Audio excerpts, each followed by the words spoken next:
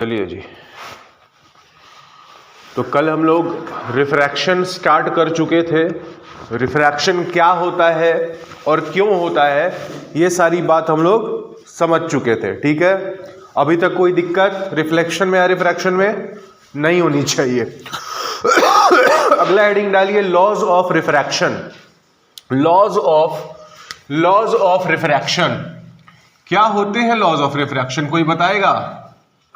What are laws of refraction? जैसे laws of reflection होते थे, लॉज ऑफ रिफ्लेक्शन क्या होते थे कि आपका incident ray, reflected ray and normal at the point of incidence सारे एक ही प्लेन में लाई करते हैं, पहला लॉ ऑफ रिफ्लेक्शन था।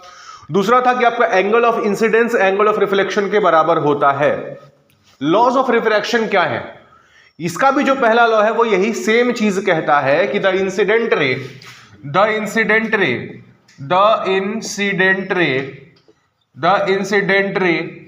refracted ray, refracted ray and the normal at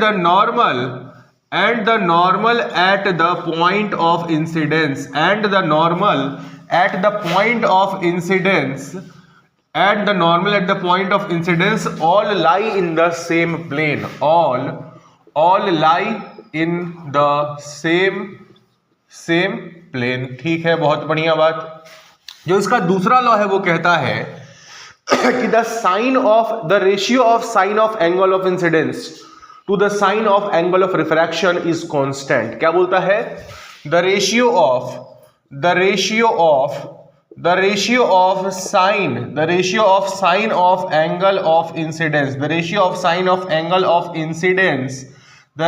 sign of angle of incidence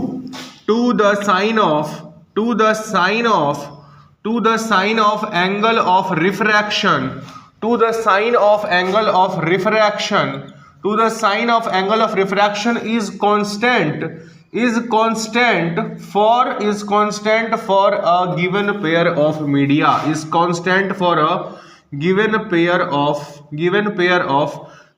और इसी सेकंड लॉ को हम लोग क्या बोलते हैं?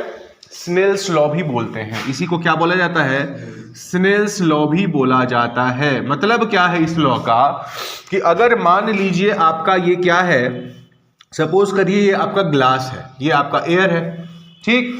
लाइट जो है एयर से ग्लास में इंटर कर रहा है, यहां पर क्या हो रहा है? रिफ्रैक्शन हो रहा है। ये आपका एंगल ऑफ इंसिडेंस है, ये आपका एंगल ऑफ रिफ्रैक्शन है।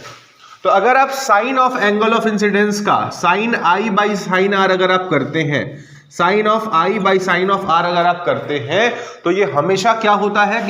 ये कांस्टेंट होता है for the given pair of media. मतलब ग्लास और एयर के लिए ये जो रेशियो है sine i by sine r, यह हमेशा कांस्टेंट होता है। और इसी कांस्टेंट को हम क्या कह देते हैं? Refractive index.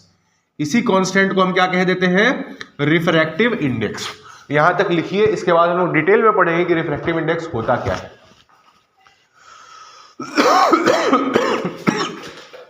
चलो, तो आपको स्नेल्स लॉ समझ में आया। Ratio of sine of angle of incidence और sine of angle of refraction हमेशा क्या होता है? कांस्टेंट होता है। और उसी कांस्टेंट को हम क्या बोलते हैं? रिफ्रैक्टिव इंडेक्स बोलते हैं। तो अब हम पढ़ेंगे कि रिफ्रैक्टिव इंडेक्स होता क्या है। हेडिंग डालिए, रिफ्रैक्टिव इंडेक्स। क्या होता है रिफ्रैक्टिव इंडेक्स? बहुत ही आसान है और बहुत ही इंपॉर्टेंट है। एग्जाम के पॉइंट ऑफ व्यू से भी बहुत इंपॉर्टेंट है, कॉन्सेप्चुअल पॉइंट ऑफ व्यू से भी बहुत इंपॉर्टेंट है। देखिए, सपोज करिए कि आपका ये कोई मीडियम है, एक मीडियम हो गया आपका ये, इसको हमने बोला मीडियम 1 और दूसरा इसको बोला हमने मीडियम 2। पहले समझिएगा, लिखिएगा, बाद में आपको लिखने के लिए हम टाइम देंगे। आपके पास दो मीडियम है, मीडियम 1 और मीडियम 2, ठीक है। लाइट जो है आपका मीडियम 1 में ट्रेवल कर रहा था, जैसे ये मीडियम 2 में आया, मान लेते हैं कि मीडियम 2 आपका ऑप्टिकली डेंसर मीडियम है, तो लाइट आपको पता है क्या करेगा? अपना पाथ चेंज कर लेगा। चेंज कर लिया इसने अपना पाथ, ठीक है भैया, चेंज कर लिया। अब ये चेंज क्यों होता है? क्योंकि दोनों मीडियम्स में लाइट का स्पीड क्या है? अलग अलग है। इस मीडियम में लाइट का स्पीड कुछ और होगा 1 में, और सेकंड में लाइट का स्पीड कुछ और होगा, ठीक है। तो रिफ्रैक्टिव इंडेक्स जो हम लिखते हैं, रिफ्रैक्टिव इंडेक्स को लिखने का तरीका देखिए क्या है। रिफ्रैक्टिव इंडेक्स को लिखने के दो तरीके हैं। पहला तो ये, इसको आप बोलोगे refractive index of medium 2 with respect to medium 1। क्या बोलोगे? refractive index of medium 2 with respect to 1. Refractive index of medium 2 with respect to 1 एक तरीका है ये लिखने का। इसी को लिखने का एक और तरीका है ये ऐसे, refractive index of medium 2 with respect to medium 1। अब ये होता क्या है, ये होता है आपका refractive index of medium 2 with respect to medium 1 होता है speed of light in medium 1 divided by speed of light in medium 2। आया समझ में? रिफ्रैक्टिव इंडेक्स कुछ नहीं है तो ये दोनों मीडियम्स में, जिन दो मीडियम्स को आप आपस में तुलना कर रहे हैं, जिस मीडियम के रिस्पेक्ट में आप निकाल रहे हैं रिफ्रैक्टिव इंडेक्स, आप क्या करेंगे, उस मीडियम का स्पीड ऑफ लाइट ऊपर में ले लेंगे और दूसरे वाले मीडियम का स्पीड ऑफ लाइट नीचे में ले लेंगे, तो आपको रिफ्रैक्टिव इंडेक्स पता चल जाएगा। आई बात समझ में? अगर मीडियम 1 जिसकी तुलना में आप निकाल रहे हैं रिफ्रैक्टिव इंडेक्स, ध्यान से सुनिएगा, ये मीडियम 1 कुछ भी हो सकता है, मीडियम 2 कुछ भी हो सकता है, लेकिन अगर आपका मीडियम 1 जिसकी तुलना में आप रिफ्रैक्टिव इंडेक्स निकाल रहे हैं, अगर वो एयर है या फिर वैक्यूम है, अगर इफ मीडियम 1 इज वैक्यूम और एयर, अगर आपका मीडियम 1 वैक्यूम है या फिर एयर है, ठीक है, तो आप क्या लिखेंगे, refractive index of medium 2 with respect to air लिखेंगे आप, ठीक, बराबर क्या हो जाएगा, speed of light in air divided by speed of light in medium 2। Speed of light in air क्या होता है, सी से हम लोग इसको रिप्रेजेंट करते हैं, 3 × 10⁸ मीटर पर सेकंड होता है, कांस्टेंट होता है, ठीक है, divided by speed of light in medium 2। अगर आप एयर के रिस्पेक्ट में रिफ्रैक्टिव इंडेक्स निकाल रहे हैं तो रिफ्रैक्टिव इंडेक्स को एक स्पेशल नाम दिया जाता है, इसको कहा जाता है एब्सोल्यूट रिफ्रैक्टिव इंडेक्स। क्या कहा जाता है इसको, absolute refractive index. Absolute refractive index का मतलब ही है कि आप रिफ्रैक्टिव इंडेक्स किसके रिस्पेक्ट में निकाल रहे हैं, एयर के रिस्पेक्ट में निकाल रहे हैं या फिर वैक्यूम के रिस्पेक्ट में निकाल रहे हैं। अगर आप एब्सोल्यूट रिफ्रैक्टिव इंडेक्स लिखना चाहते हैं तो आप ऐसे भी लिख सकते हैं, refractive index of 2 with respect to air, या फिर आप इसको सिर्फ ऐसे भी लिख सकते हैं, रिफ्रैक्टिव इंडेक्स ऑफ मीडियम 2। ये अंडरस्टूड है कि यहां पर कौन है, एयर है। आई बात समझ में? तो रिफ्रैक्टिव इंडेक्स क्या होता है, ये फॉर्मूला आपके सामने है। एब्सोल्यूट रिफ्रैक्टिव इंडेक्स क्या होता है, जब आप एयर की तुलना में रिफ्रैक्टिव इंडेक्स निकाल रहे होते हैं। मान लीजिए कि आपका रिफ्रैक्टिव इंडेक्स निकालना है, सपोज करो ये आपका वाटर है, ये वाटर है और ये ग्लास है, एयर यहां पे नहीं है। मान लेते हैं कि आपका वाटर है, ये आपका ग्लास है, मेरे को नहीं पता लाइट किधर से किधर जाएगा, मेरे को बिल्कुल भी नहीं पता, जो डेंसर होगा जो रेयर होगा उसके हिसाब से लाइट अपना ट्रेवल करेगा। अब मान लीजिए हमको यहां पर लिखना है refractive index of glass with respect to water, ठीक है, इसको हमने बोला मीडियम 1, इसको हमने बोला मीडियम 2। तो refractive index of glass with respect to water या फिर refractive index of medium 2 with respect to medium 1, ये क्या होगा, ये होगा speed of light in medium 1 by speed of light in medium 2 होगा। इसी को speed of light in medium 2 by speed of light in medium 1 को आप लिख सकते हैं absolute refractive index of medium 2 by absolute refractive index of medium 1। कैसे हुआ ये, कैसे हुआ, तो देखिए हमने क्या बोला, हमने आपको यही बोला कि refractive index of medium 2 with respect to medium 1 क्या होता है, absolute refractive index of medium 2 by absolute refractive index of medium 1। कैसे हुआ ये, आप absolute refractive index of medium 2 को क्या लिख सकते हो, C बाई V2 लिख सकते हो, ऊपर में speed of light in air divide by speed of light in medium 2। इसको आप डिवाइड कर दो रिफ्रैक्टिव इंडेक्स ऑफ मीडियम 1 से, क्या हो जाएगा ये, divided by C by V1। ये क्या बनाएगा, ये बनाएगा C by V2 into V1 by C, cut गया C, क्या बना लिया, V1 बाई V2 बनाया, और यही तो आपका था refractive index of 2 with respect to 1। तो आप रिफ्रैक्टिव इंडेक्स का एक फॉर्मूला ये भी होता है, इसको आप याद रखेंगे कि refractive index of medium 2 with respect to medium 1 is equal to absolute refractive index of medium 2 divided by absolute refractive index of medium 1। ऐ समझ, लिख लीजिए।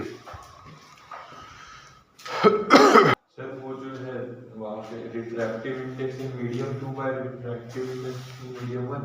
हाँ, एब्सोल्यूट रिफ्रैक्टिव इंडेक्स। जब यहाँ पर कुछ ना लिखा हो तो समझ लीजिए यहाँ पे एयर है। नहीं सर, ये क्या नाम है, V1/V2 था ना? हाँ, V1/V2, तो उधर भी 1/2 रहना चाहिए। नहीं यहाँ पे 1/2 नहीं है। आप देखो, वही तो निकालें कि 1/V2 कैसे आया। देखो ये यहाँ से देखो 2/1 लिखा है। 2/1 मतलब क्या, C/V2 डिवाइडेड बाई C/V1। ठीक है, C/V2 कट गया, C कट गया, V1/V2 आ गया। ऐसा समझ। ये जो लॉस ऑफ रिफ्लेक्शन का पॉइंट नंबर 2 है सर, वही रिफ्रैक्टिव इंडेक्स का डेफिनेशन है। हाँ, अब रिफ्रैक्टिव इंडेक्स का डेफिनेशन में आप बोल सकते हो कि ratio of sine of angle of incidence by sine of angle of refraction is called refractive index. मगर आप अगर समझना चाहते हैं कि रिफ्रैक्टिव इंडेक्स क्या बता रहा है, तो ये एक ऐसा नंबर है जिसकी हेल्प से आप दो मीडियम्स के स्पीड ऑफ लाइट की तुलना कर सकते हैं। कैसे, अभी वो देखिए। मान लीजिए आपने बोला कि सर एब्सोल्यूट रिफ्रैक्टिव इंडेक्स की बात करते हैं। ठीक है, एब्सोल्यूट की बात जब अगर हम कर रहे हैं, मान लीजिए मेरे पास एक मीडियम है, इसके हम एब्सोल्यूट रिफ्रैक्टिव इंडेक्स लिखेंगे तो क्या होगा, ये speed of light in air divided by speed of light in medium 2। मान लेते हैं मेरे पास एक दूसरा मीडियम है 1, इसके लिए हम एब्सोल्यूट रिफ्रैक्टिव इंडेक्स लिखेंगे तो क्या लिखेंगे, speed of light in air, इसको हम क्या लिख सकते हैं, C/V2 लिख सकते हैं। अगर हम इसके लिए लिखेंगे एब्सोल्यूट रिफ्रैक्टिव इंडेक्स तो क्या लिखेंगे, C/V1 लिखेंगे C/V1। अब एक बात बताइए, ऊपर में तो C दोनों कांस्टेंट है, नीचे वेरी कर रहा है V2 और V1। ठीक है, जिसका रिफ्रैक्टिव इंडेक्स ज्यादा होगा, जिसका भी रिफ्रैक्टिव इंडेक्स ज्यादा होगा, जैसे मान लीजिए आपका ये ज्यादा है, इसकी तुलना में अगर ये ज्यादा है तो इसका मतलब क्या है, इस मीडियम में स्पीड ऑफ लाइट क्या है, कम है। क्यों? क्योंकि आप देख रहे हैं कि रिफ्रैक्टिव इंडेक्स जो है वो इनवर्सली प्रोपोर्शनल है स्पीड ऑफ लाइट के। किसी भी मीडियम का जो रिफ्रैक्टिव इंडेक्स है, किसी भी मीडियम का रिफ्रैक्टिव इंडेक्स उस मीडियम में स्पीड ऑफ लाइट के क्या है, इनवर्सली प्रोपोर्शनल है। मतलब कि जिस मीडियम का स्पीड ऑफ लाइट कम होगा उसकी रिफ्रैक्टिव इंडेक्स ज्यादा होगी। आ रहा है समझ में? अब मुझे एक बात बताइए, जिस मीडियम का रिफ्रैक्टिव इंडेक्स ज्यादा होगा वो ऑप्टिकली डेंसर होगा या रेयर होगा? जिस मीडियम का रिफ्रैक्टिव इंडेक्स ज्यादा हुआ, वो ऑप्टिकली रेयर मीडियम होगा या ऑप्टिकली डेंसर मीडियम होगा? Optically rare medium. कैसे? ये रिफ्रैक्टिव इंडेक्स ज्यादा है तो उसमें स्पीड ऑफ लाइट जो वो भी ज्यादा है। अगर रिफ्रैक्टिव इंडेक्स ज्यादा है तो स्पीड ऑफ लाइट कम होगा उस मीडियम में, क्योंकि इनवर्सली प्रोपोर्शनल है। अगर किसी मीडियम का रिफ्रैक्टिव इंडेक्स ज्यादा है तो उस मीडियम में स्पीड ऑफ लाइट कम होगा, और जिस मीडियम में स्पीड ऑफ लाइट कम होता है वो ऑप्टिकली डेंसर मीडियम होता है। आया समझ में? तो आप बोल सकते हैं कि if refractive index of an optically denser medium is high। क्यों? क्योंकि इसमें स्पीड ऑफ लाइट क्या होता है, कम हो जाता है, और स्पीड ऑफ लाइट कम होने के चलते इसका रिफ्रैक्टिव इंडेक्स बढ़ जाता है। आया समझ में? आप कैसे इससे तुलना कर सकते हो दो मीडियम्स की स्पीड ऑफ लाइट की। अच्छा एक बात बताइए, रिफ्रैक्टिव इंडेक्स का एसआई यूनिट क्या होगा?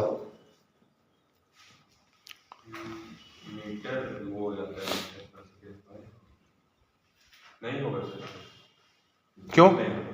मीटर पर ये स्पीड ऑफ लाइट, देखिए ऊपर भी speed of light in air है, नीचे भी, दोनों तो स्पीड ऑफ लाइट ही बता रहा है ना।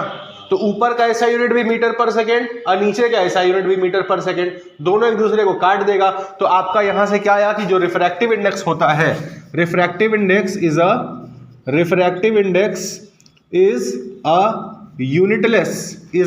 Unitless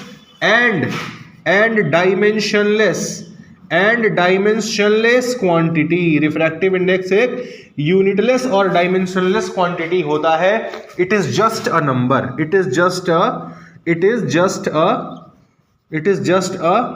number. आई बात समझ में?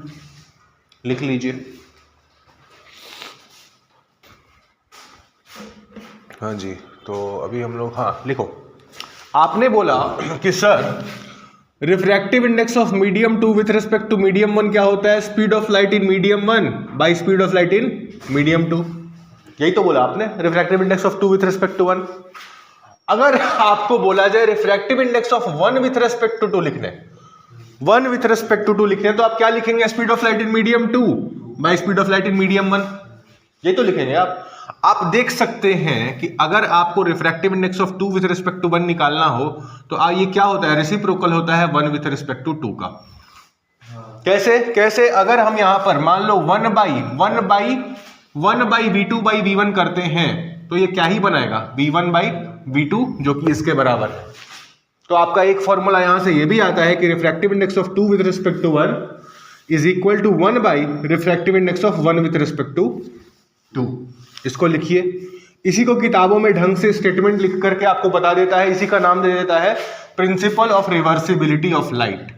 Principle of reversibility of light, मतलब लाइट जब एक मीडियम से दूसरे मीडियम में जा रहा है और वापस बाउंस बैक करके 2 से 1 में भी जाएगा तो ये आपका वहां पर वैलिड होता है। 2 with respect to 1 is equal to 1 with respect to 2, 1 by 1 with respect to 2।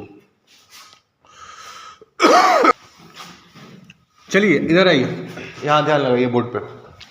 Suppose करिए ये आपका एक मीडियम है, ठीक है। लाइट जो है मीडियम 1 से चली, मीडियम 1 से चला लाइट, इस पर ऑब्लिकली फॉल किया, क्या होगा? लाइट अपना चेंज कर देगा डायरेक्शन, कहीं इधर आएगा और वापस जब इसमें जाएगा तो क्या होगा? इसके जस्ट पैरेलल निकलेगा पैरेलल। ये हमने कल देखा था। लाइट मीडियम 1 से आ रहा है, ये आपका मान लो मीडियम 1 है, ये आपका मीडियम 2 है। तो लाइट जब मीडियम 1 से 2 में जाएगा तो क्या होगा? अगर ये ऑप्टिकली डेंसर मीडियम है तो नॉर्मल की तरफ मुड़ेगा और वापस जब 2 से 1 में जाएगा तो फिर से आपका यहाँ पे रिफ्रैक्शन होगा और जो इमर्जेंट रे निकलेगी वो ओरिजिनल डायरेक्शन के पैरेलल होती है। तो अगर आपको निकालना हो कि लाइट के इनिशियल डायरेक्शन में और फाइनल डायरेक्शन में कितना चेंज हुआ, ये दूरी अगर आपको निकालना हो कि लाइट अपने ओरिजिनल पाथ से कितना डिस्प्लेस हुआ, अगर ये बीच में मीडियम नहीं आता तो लाइट अपने इसी पाथ पर चलते चला जाता, बट इस मीडियम के आने की वजह से लाइट का जो डायरेक्शन है यहां से होकर के यहां पर शिफ्ट हो गया। जाना इधर था बट जा किधर रहा है? हल्का सा शिफ्ट होकर के जा रहा है। तो ये शिफ्ट जितना शिफ्ट हुआ ना उसी को हम लोग क्या बोलते हैं? Lateral shift. क्या बोलते हैं? Lateral shift. और इस लैटरल शिफ्ट का वैल्यू आपको एग्जाम में डिराइव करने को दिया जा सकता है। तो मान लेते हैं कि ये जो मेरा ग्लास स्लैब है इसका थिकनेस क्या है? T। इसका थिकनेस हमने क्या मान लिया? T। उसके बाद हम क्या करेंगे? ज्योमेट्री लगाएंगे और ज्योमेट्री की हेल्प से देखेंगे ये जो आपका लैटरल शिफ्ट है वो कितना हुआ है, ठीक है। तो देखते हैं कितना होता है। मान लीजिए आपका ये जो पॉइंट है, ये आपका पॉइंट O, सॉरी ये पॉइंट है आपका O, ये पॉइंट है आपका A, ठीक है। यहां पर आपका एंगल ऑफ इंसिडेंस बन रहा है I, ठीक। ये आपका एंगल ऑफ रिफ्रैक्शन है R, तो ये एंगल कितना हो गया? I माइनस R हो गया, एंगल I माइनस R। अच्छा जी, ठीक है, I माइनस R अगर आपका हो गया, अगर ये एंगल R है तो ये एंगल कितना होगा? ये भी आपका R होगा। अब देखो हम क्या करने जा रहे हैं कि आपका थोड़ा सा ज्योमेट्री लगाने जा रहे हैं। एक ट्रायंगल OA, इसको मान लो ये है पॉइंट B, ठीक है ना। आपने यहां से जो परपेंडिकुलर ड्रॉ किया है, लेट अस सपोज ये आपका कहां पे ड्रॉप हुआ है? पॉइंट B पर, ठीक है। तो हम लगाने जा रहे हैं in triangle OAB। Triangle OAB को देखो, इन ट्रायंगल OAB आप क्या लिख सकते हैं? आप लिख सकते हैं sine of I minus R। Sine of I minus R is equal to AB upon what? AB upon OA आप लिख सकते हैं। Sine I minus R is equal to perpendicular upon hypotenuse, ठीक है। ये क्या था आपका? परपेंडिकुलर था यहां पे, ठीक है। तो साइन I माइनस R आपने लिखा AB अपॉन OA, ठीक है। दूसरा आप क्या लिख सकते हैं? आप लिख सकते हैं यहां से आपको किसकी वैल्यू मिल गई? यहां से आपको AB की वैल्यू मिल गई। यहां से आपको AB की वैल्यू पर आपको AB ही तो निकालना है, आपको लैटरल शिफ्ट निकालना है, मतलब क्या? आपको AB निकालना है। तो आपको AB की वैल्यू क्या मिली यहां से? OA into sine I minus R। I क्या है? एंगल ऑफ इंसिडेंस, R क्या है? एंगल ऑफ रिफ्रैक्शन, ठीक है। अब देखना इस वाले ट्रायंगल को देखना, OA, इसको मान लो ये है पॉइंट आपका C। In in triangle OAC आप लिख सकते हैं cos of R, cos of R, cos of R बराबर क्या हो जाएगा, OC डिवाइडेड बाई OA। हो सकता है क्या? cos ऑफ R मतलब क्या, बेस अपॉन हाइपोटेनस। बेस क्या है आपका, OC अपॉन हाइपोटेनस OA, और ये OC का लेंथ कितना है, थिकनेस T के बराबर। ठीक है, तो आप क्या लिख सकते हैं, T अपॉन OA लिख दिया आपने। तो यहां से आपको OA की वैल्यू कितनी पता चल गई, OA हो गया आपका T by cos of R। ठीक, तो आप AB को क्या लिख सकते हैं, AB is equal to OA into sine I minus R, और OA के बदले हमने लिख दिया T by cos of R into sine of I minus R। तो यहां से आपका AB मतलब क्या, लैटरल शिफ्ट। जो लैटरल शिफ्ट हुआ, lateral shift in the direction of propagation of light, वो कितना हुआ, T sine I minus R divided by cos of R। लिख लीजिए इसको, और कहीं डाउट है तो पूछ लीजिए। I माइनस R वाला कैसे किए, देखो ये जो आपका लाइट आ रहा था, ये आपका इनिशियल डायरेक्शन था। ठीक है, अगर सपोज करिए ये लाइट अपने ओरिजिनल डायरेक्शन में चलते चला जाता, तो ये एंगल कितना होता, पूरा एंगल कितना होता, I होता पूरा एंगल, और लेकिन डेविएशन के चलते आपका एंगल ऑफ रिफ्रैक्शन हुआ आपका R, तो ये एंगल कितना हो गया, I माइनस R। वहां से वर्टिकली अपोजिट एंगल, हाँ, वर्टिकली अपोजिट एंगल से ये वाला एंगल और ये वाला एंगल दोनों आपस में इक्वल होगा। तो ये पूरा अगर I है तो ये भी आपका I होगा। तो अगर ये पूरा I है और ये R है, तो ये कितना हो गया, I माइनस R। आया समझ में, लिख लीजिए। पिछले साल लॉस हो गया था उसका। होना ही था भाई, कोटा में जितना फी मांग रहा था, 2-2 लाख 2.5 लाख तैयारी करवाने का, वो इतना ज्यादा थोड़ी फी होता है। हम लोग जब खुद तैयारी करने गए थे उस समय पटना में आपका जो फी बता रहे हैं, पटना का फी था 1.5 लाख से प्लस, 1.5 लाख प्लस 2012 का आपको रेट बता रहे हैं। अगर ये ऑनलाइन एजुकेशन नहीं आया होता ना, तो आज के डेट में वही फी अगर कितनों कम से कम बड़ा होता, 4 लाख से कम नहीं होता, 4-4 लाख लेके ये लोग तैयारी करवा रहे होते। ऑनलाइन एजुकेशन आप स्टूडेंट्स के लिए बहुत मतलब वरदान है, वरदान। और ये चीज़ पता है, ये चीज़ आपसे ज़्यादा हम लोग फील कर पा रहे हैं। क्यों? क्योंकि हमारे टाइम में ऑनलाइन एजुकेशन नहीं था, आपके टाइम में तो पूरा ऑनलाइन ही चल रहा है सिस्टम, तो आपको एडवांटेज उसका दिख रहा है, बट उतना फील नहीं होगा जितना हम लोग फील कर सकते हैं। हमारे टाइम में, हम आपको बता रहे हैं, हमारे टाइम में अगर क्लास छूटा, एक क्लास आप मिस किए, चाहे आपका तबीयत खराब हो गया या आपको कोई काम आ गया या आपका लेट हो गया क्लास, एक क्लास छूटा, आप समझ लीजिए कि आपका पूरा चैप्टर खराब। आपका पूरा चैप्टर खराब मतलब उसका प्रभाव आपके पूरे सब्जेक्ट पर पड़ेगा। और टीचर्स जो होते थे, इतने टीचर का बिजी शेड्यूल होता है, हम कोचिंग इंस्टीट्यूट्स की बात कर रहे हैं, टीचर का इतना बिजी शेड्यूल होता है, सुबह से शाम तक 4-5 लेक्चर लेना होता है उसको, और बीच में आपका 1-2 क्वेश्चन डाउट क्लियर कर सकता है, बट पूरा का पूरा चैप्टर आपको बिठा करके नहीं पढ़ाएगा कभी। और आप जाएंगे तो आपको ऐसे बात ही करेगा ना, उसके पास इतना कम समय होता है कि आपको खुद जाने में अच्छा नहीं लगेगा कि क्या के लिए डांट सुनने के लिए उनके पास जा रहे हैं। अब क्या है, एक ही लेक्चर आप जितनी बार, जब तक आपका वैलिडिटी एक्सपायर नहीं कर रहा है, आपको जितनी बार मन है उतनी बार आप उसको रिवाइंड करके देख सकते हो। और ये बहुत बड़ा एडवांटेज है स्टूडेंट्स के लिए। और सबसे बड़ा एडवांटेज क्या, कि ये सब मिल कितने में रहा है, जो चीज पहले लाखों में जा रही थी, आज वो 4 से 5 हजार रुपए में आराम से आप घर बैठ के देख सकते हैं। तो ये बहुत बड़ा एडवांटेज है, लेकिन इसका डिसएडवांटेज भी है। डिसएडवांटेज है कि अब वो लेक्चर आपके फोन में है, तो आपको एक 99% स्टूडेंट को होता है, हाँ सर देखेंगे ना सर, अरे बहुत टाइम है सर, सुबह में देखेंगे, सुबह देखे 1 घंटे का लेक्चर था, 10 मिनट देखे, अब चलो अब दोपहर में देखेंगे, दोपहर आया 10 मिनट देखे, अब रात में देखेंगे।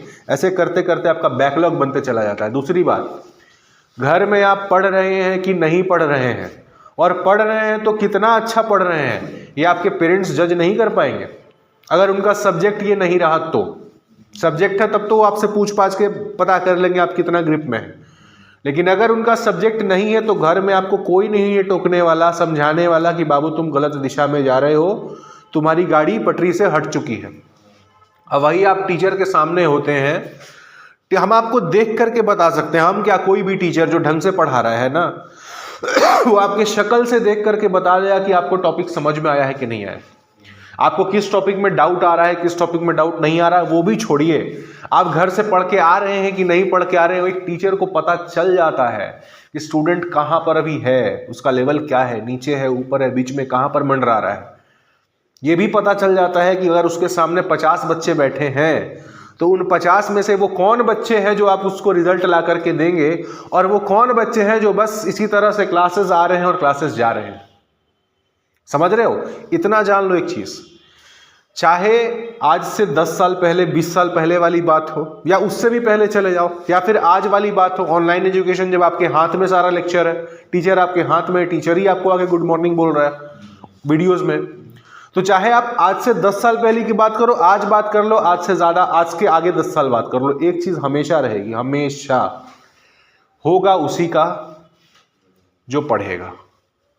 टीचर अगर आप ऐसा भी सिस्टम बना लो ना, जैसे कुछ कोचिंग इंस्टीट्यूट्स हम देख रहे हैं उनका वीडियो, वो क्या सिस्टम बनाए हुए हैं कि आप वो कुछ स्टाफ्स को हायर किए हुए हैं, वो जाते हैं बच्चों को हॉस्टल से, अगर बच्चा नहीं आ रहा है क्लास तो उसको हॉस्टल से उठा करके बाकायदा गाड़ी में बिठा करके क्लास में ला रहे हैं। अगर वो एक दिन क्लास मिस कर रहा है, उसका मार्क्स खराब आ रहा है, उसको कॉल, अब वो ऐसा कर रहे हैं कि नहीं कर रहे हैं मेरे को नहीं पता, बट वीडियो में वो ये दिखा रहे हैं कि भाई हम एकदम आपके बच्चे के पीछे पड़े हुए हैं। हमको भी वही बोला था सर, जब वहाँ पीडब्ल्यू में एडमिशन ले रहे थे। हाँ, ये पहले तो एक विद्यापीठ करके प्रोग्राम था। हाँ। उसमें एक और चैप्टर तो जोड़ा था, रेसिडेंशियल बीपीआरपी करके कुछ बोला था, बीपीआरपी उसका लेना था टोटल से 2,00,000 रुपए। हाँ। तो उसमें था कि हॉस्टल अपना देंगे, उसमें मतलब कि स्पोर्ट्स ही सब सारा चीज का फैसिलिटी रहेगा, वहाँ ऑनलाइन क्लास भी कर सकते हैं, सारा चीज मतलब टोटल फैसिलिटी। अगर आप किसी दिन नहीं जाना चाह रहे हैं तो आपको जबरदस्ती उठा के लेके जाएगा, फिर उठाएगा वही सब, फिर देखे कि सबको मर्ज कर दिया साथ में, सब बीपीआरपी वाला भी साथ में आ रहा है, बीपी वाला भी साथ में आ रहा है दोनों। ये सब पता है क्यों हो रहा है? क्योंकि हर दिन कंपटीशन बढ़ते जा रहा है। अब कोचिंग बिजनेस जो है ना भाई, प्रॉपर एक बिजनेस बन चुका है। जो लोग कोचिंग इंडस्ट्री में, सोचो कोचिंग इंडस्ट्री में जो लोग हैं वो लोग बिलियनियर्स बने हुए, यूनिकॉर्न कंपनी बना चुके हैं फिजिक्स वाला। तो ये दिन पर दिन बढ़ेगा ही। कल होके ऐसा भी आएगा कि आपके बच्चे के साथ टीचर वो लोग 24 घंटे अलॉट कर देंगे कि आपके एक बच्चे के पीछे एक टीचर, आप पैसा दीजिए, क्यों नहीं हो सकता है? अगर आपके पेरेंट्स, सपोज करो अगर आपके पेरेंट्स उतना पैसा पे कर रहे हैं तो वो क्या करेगा, एक व्यक्ति को आपके साथ 24 घंटा अलॉट कर देगा। वो टॉयलेट छोड़ करके बाकी आपके साथ हर जगह जाएगा, आपका फोन उसी के पास होगा। ये आगे आने वाले समय में ये होने वाला है, लेकिन हम आपको फिर भी बता दे रहे हैं, वो भी करके देख लो। होना उसी का है जो यहां से फोकस्ड है, और यहां से फोकस आप किसी के दिमाग में घुस करके नहीं बना सकते हो। 24 घंटे आप 4 साथ में रहेंगे, ठीक है, रहिए साथ में, क्या उससे 100% गारंटी हो जाएगी कि आपका रिजल्ट होगा? नहीं होगा। इसलिए हम बार बार बोलते हैं कि आपके उम्र में जो बच्चे हैं ना, 10th जो पास आउट कर गया, उनको डरा करके, खौफ में रख करके आप रिजल्ट नहीं निकलवा सकते। 1-2 के साथ हो सकता है, सबके साथ ऐसा नहीं हो सकता है, मेजॉरिटी के साथ ऐसा नहीं हो सकता है। वो करने का सिर्फ एक तरीका है कि बच्चा खुद से इंटरेस्टेड होकर के सब्जेक्ट पढ़े, उसको पढ़ने में मजा आए। अगर मजा ना भी आए, कम से कम उसको बोझ नहीं लगे, यार ये हम क्या पढ़ रहे हैं, ये सब क्या हो रहा है। अगर ये फीलिंग उसके अंदर आ गई तो उसका घंटा नहीं सिलेक्शन होने वाला है। तो उसका एक ही तरीका है, अच्छे से पढ़ाइए, बच्चे को इतना कम से कम फोकस क्लास में उसका बनवा के रखिए कि आपको उसका सारा ध्यान, अगर 1.5 घंटे की क्लास है तो 1.5 घंटे वो बोर्ड पे ध्यान से देखे और घर से इतना थोड़ा बहुत पढ़ करके आए, उसका मोटिवेशन बना रहे। मेजॉरिटी ऑफ द ईयर, सालों भर किसी का मोटिवेशन नहीं होता है, लेकिन मेजॉरिटी टाइम जो मोटिवेटेड होकर के रह गया उसका सिलेक्शन हो जाएगा। समझे? तो ये सब जो चीजें चल रही हैं अच्छी हैं, होनी भी चाहिए, इससे स्टूडेंट्स का ही फायदा हो रहा है। At the end of the day अब सोचिए, अगर आने वाले समय में ऐसा हो जाए कि आपके बच्चे के साथ एक 24 घंटे लगा हुआ है, तो उसका भी कहीं ना कहीं फायदा दिखेगा, बट बल्क में उससे भी ये नहीं कहा जा सकता है कि आपका एश्योर्ड गारंटीड है कि भाई आपका ये पक्का रैंक आ जाएगा। नहीं है, ना हुआ था ना होगा। ये टोटली मैटर करता है आप पर, आपका खुद के व्यक्तित्व पर, पर्सनैलिटी पे, कि आप कितना फोकस्ड होकर के पढ़ पाते हैं, या आप अपने गोल को लेकर के कितना फोकस्ड हैं। अगर आपको मन ही नहीं है पढ़ने का, अगर आपको लगता ही नहीं है भाई क्या नीट जेईई मेंस, यार कुछ भी कर लेंगे जीवन में, कौन आपको निकलवा देगा भाई? कोई नहीं निकलवा पाएगा। जो लोग, ये लोग जो कोचिंग इंडस्ट्री में चलता है कि हम इसको पढ़ाए हैं AIR 1 2 3 4, भाई ठीक है तुम AIR 1 को पढ़ाए हो, बट ये भी तो बताओ कि ऐसे कितने सारे स्टूडेंट्स हैं जिनको तुम पढ़ाए और उनका सिलेक्शन नहीं हुआ। 100% गारंटी कोई नहीं करा सकता है, चाहे वो टीचर कितना ही शानदार हो। समझ रहे हो? जब कोई टीचर जब स्टार्ट करता है ना, पैशनेटली जब पढ़ाना स्टार्ट करता है, उसका फोकस होता है कि उसके क्लास में बैठा हर एक बच्चा पढ़ करके आए। बट धीरे धीरे वो चीज़ देखता है कि यार ये चीज़ इम्पॉसिबल है करना, क्योंकि मेरे पास बच्चा सिर्फ 1 घंटे है, आप मेरे पास आएंगे सिर्फ 1 घंटे रहेंगे, 1.5 घंटे रहेंगे, बाकी का जो 24 घंटे का समय बचा, 22 घंटा या साढ़े 22 घंटा, वो तो आप बाहर हैं, वो आप किसी और के साथ हैं। वो आप टाइम कहाँ स्पेंड कर रहे हैं, किसके साथ स्पेंड कर रहे हैं, किससे मिलने जा रहे हैं, नहीं मिलने जा रहे हैं, पढ़ रहे हैं या कुछ और कर रहे हैं, घर का काम कर रहे हैं या फिर सो रहे हैं, मेरा उस पर कोई कंट्रोल नहीं है, उस पर सिर्फ और सिर्फ आपका कंट्रोल है। तो एक तरह से आपका भविष्य पे आपका ही नियंत्रण है, हम लोग बस उसमें अपना योगदान दे सकते हैं। आई बात समझ में? तो इस चीज़ को ध्यान में रखिए और अच्छे से पढ़िए, आप लोगों के पास समय है अभी। हमको पता है प्रोग्राम दिखा रहा भाई देखो, मेरा सिंपल सा ये है ना कि हमको बस ये मैसेज पहुंचाना है बच्चों तक कि भाई जिस चीज़ के लिए आप बाहर जा रहे हैं, जो भी चीज़ आप पढ़ने बाहर जा रहे हैं, वो सेम चीज़ हम आपको यहाँ पर प्रोवाइड करा सकते हैं। अभी तो फिलहाल हम फिजिक्स एकदम बिल्कुल प्रोवाइड करवा सकते हैं। धीरे धीरे जैसे जैसे समय आगे बढ़ेगा, बाकी जो 2 सब्जेक्ट्स हैं उनको भी हम यहाँ पर लेकर के आएंगे, क्योंकि हमको इतना तो दिख रहा है यार कि यहाँ के बच्चे को जो क्वालिटी दिया जा रहा है ना, बच्चे बहुत सारे हैं लेकिन जो क्वालिटी दिया जा रहा है उससे बहुत सारे बच्चे सेटिस्फाइड नहीं है। फॉर एग्जांपल, आप मेरे पास पढ़ने आ रहे हैं, आप लोग कहीं और आप लोग पहले जा रहे थे, कहीं भी और जा रहे थे, ठीक है, वहां पढ़ने के बावजूद मेरे पास आए, क्यों? वहां फी पर भरने के बावजूद मेरे पास आए, क्यों? क्योंकि वहां पर आपको वो चीज़ नहीं मिल रही थी, तो आपको 2 बार फी भरना पड़ा। और ऐसे कितने सारे स्टूडेंट्स होंगे। तो यही चीज़ हमको जो भागना पड़ रहा है स्टूडेंट को यहाँ से वहाँ। आपको बता रहे 11th क्लास से कुछ स्टूडेंट है, एक स्टूडेंट है, वो जब मेरे पास पढ़ने आया एक दिन, तो बोला कि हम उसको बताए ऐसे ऐसे ऐसे ऐसे। क्लास खत्म होने के बाद मुझसे पूछे कि भाई अभी तक तुम्हारा पढ़ाई कैसे चल रहा है, मतलब अभी 11th में आए हुए तुमको 6 महीने बीत चुके हैं, क्या एक्सपीरियंस रहा तुम्हारा 11th का? तो बोलता है सर 11th में जब हम आए तो पहले तो बहुत मेरे को टफ लगा, 10th से 10th यहाँ पे था तो 11th यहाँ पे था, दोनों के लेवल में। और दूसरा कि हमको पहला 6 महीना तुम्हारा भागते भागते निकल गया, कि यहाँ पढ़ें कि वहाँ पढ़ें, इससे पढ़ें कि उससे पढ़ें, ये पढ़ें कि वो पढ़ें, बोर्ड को लेके चले कि कंपटीशन में जाए।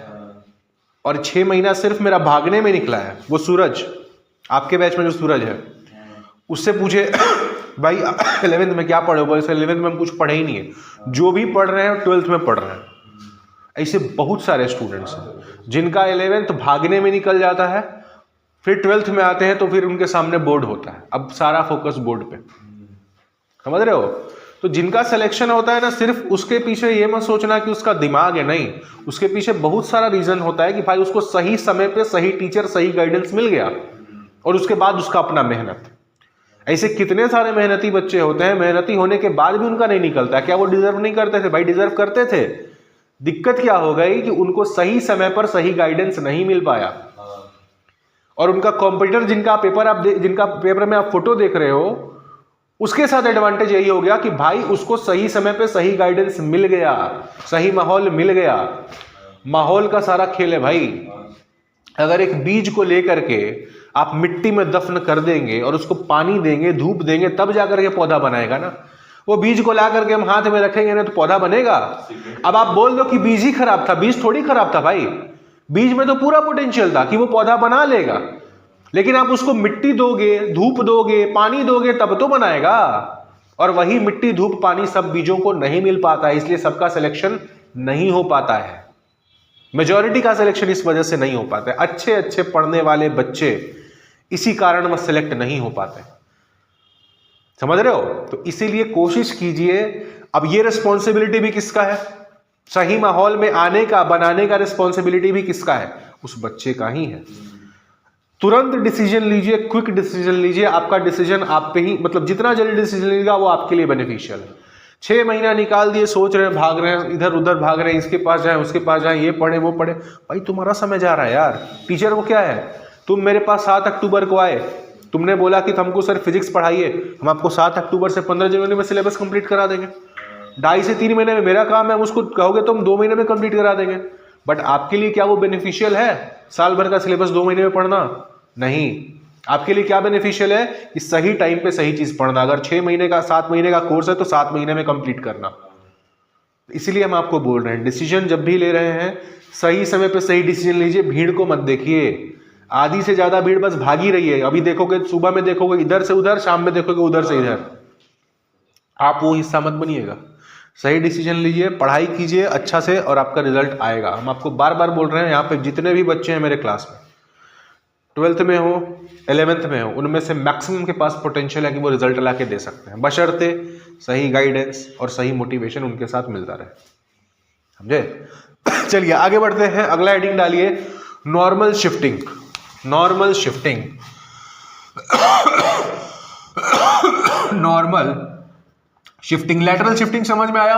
लैटरल शिफ्टिंग क्या होता है भाई? रे ऑफ लाइट जब एक मीडियम से दूसरे मीडियम में ट्रांसफर करता है, ट्रैवल करता है, तो उसके डायरेक्शन में जो चेंज होता है लैटरली, उसको हम बोलते हैं, जिसका वैल्यू कितना आया था, t sin i - r divided by cos r। ठीक है। नॉर्मल शिफ्टिंग क्या है कि मान लो कि जैसे कल हमने एग्जांपल लिया था रिफ्रैक्शन में कि कटोरा है, कटोरे में पानी रखा हुआ है, पानी में एक सिक्का है। जब आप बाहर से देखते हैं तो आपको दिखता है कि सिक्का हल्का उठा हुआ है, तो कितना उठा हुआ है उसी को हम बोलते हैं नॉर्मल शिफ्टिंग। कैसे?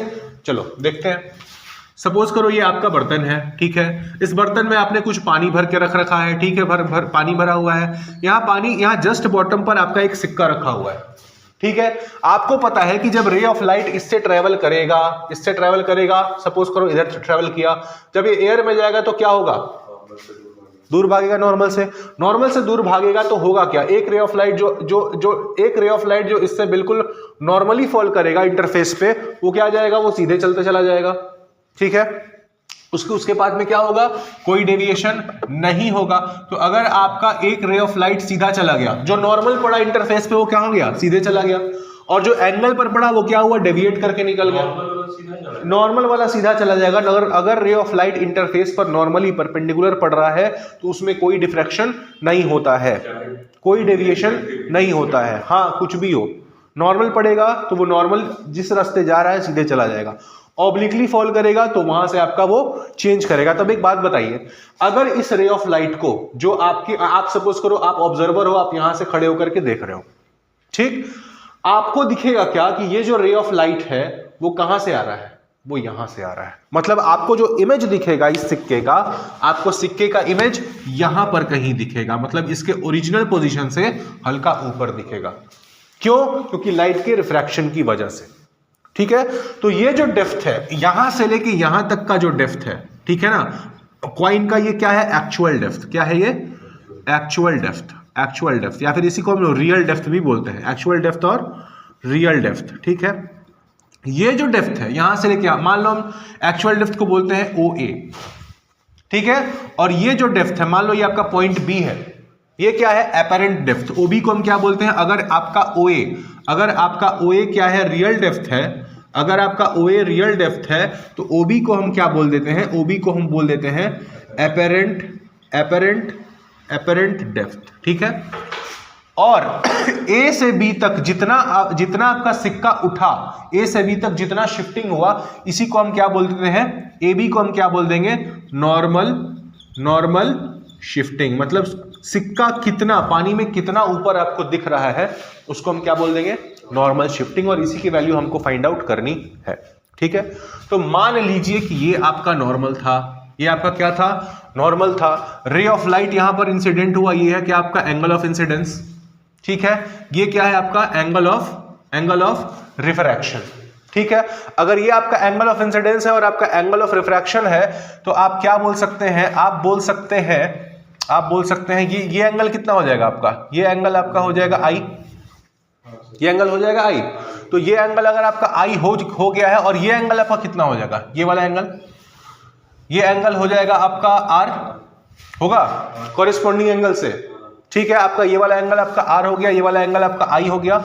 अब आप देखो ट्रायंगल का यूज करो, ज्योमेट्री का यूज करो, और देखो मान लो आपका ये वाला जो पॉइंट है वो है आपका पॉइंट, ये आपका पॉइंट C है, इंटरफेस वाला पॉइंट है आपका पॉइंट C। अब देखो ट्रायंगल OAC में देखो, in triangle in triangle OAC आप क्या लिख सकते हैं? ट्रायंगल OAC में आप लिख सकते हैं sine i is equal to क्या?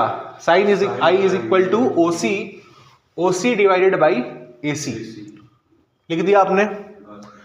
इस वाले ट्रायंगल में देखिए OBC में देखिए in triangle OBC sine r को आप क्या लिख सकते हैं? OC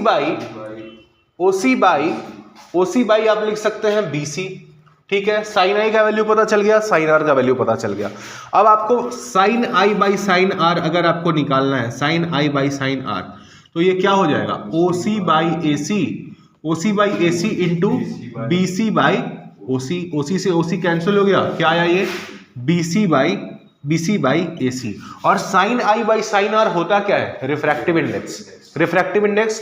तो यहां पर आपका रिफ्रैक्टिव इंडेक्स क्या हो जाएगा? अगर मान लो ये आपका मीडियम एयर को, ये आपका मीडियम, इसको हम बोलते हैं मीडियम 1, इसको हम बोलते हैं मीडियम 2।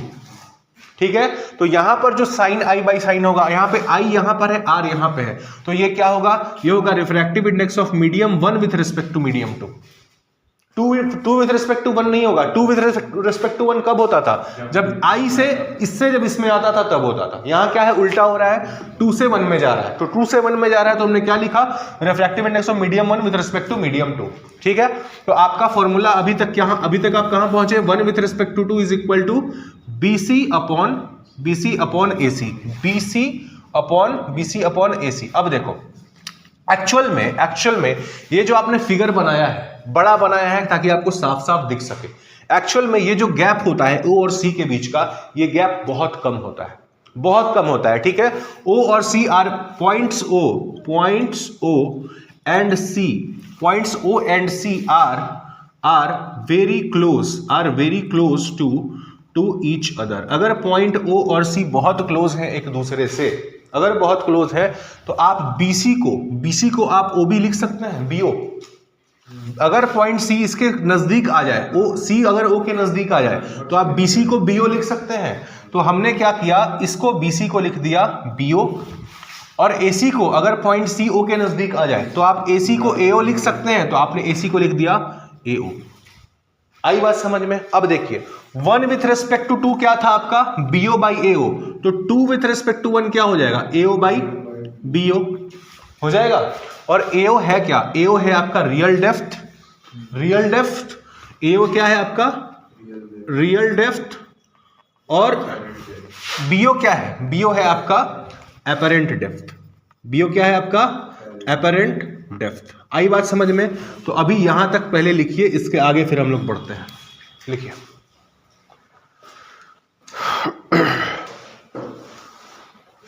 चलिए, तो हम लोग यहां तक पहुंच चुके हैं।